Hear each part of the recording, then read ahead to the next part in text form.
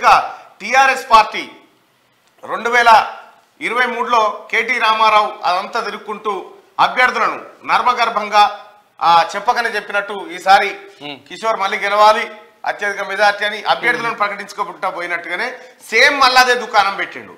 మళ్ళాదే దుకాణం పెట్టి ఎంపీ అభ్యర్థులను చెప్పక ప్రకటించుకుంటూ వస్తా ఉన్నాడు. వచ్చినట్టు సేమ్ 2023లో మొన్నటిసారి వచ్చిన ఫలితాలే ఈసారి కూడా కనిపిస్తా ఉన్నాయి. తెలంగాణ రాష్ట్రంలో పార్లమెంట్ ఎన్నికలు బీజేపీ వర్సెస్ కాంగ్రెస్ మధ్యనే ఉండబోతా ఉన్నాయి. టీఆర్ఎస్ పార్టీ 1-6 సీట్లకే పరిమితం కాబోతా ఉన్నది అనేది స్పష్టంగా అర్థమవుతుంది.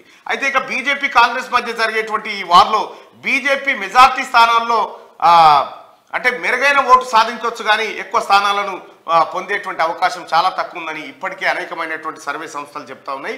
పార్లమెంట్ ఎన్నికలు తెలంగాణ రాష్ట్రంలో కాంగ్రెస్ పార్టీకి ఎడ్జ్ కనిపిస్తూ ఉంది. సో ఇది తెలంగాణ రాష్ట్రంలో పాలిటిక్స్ అయితే.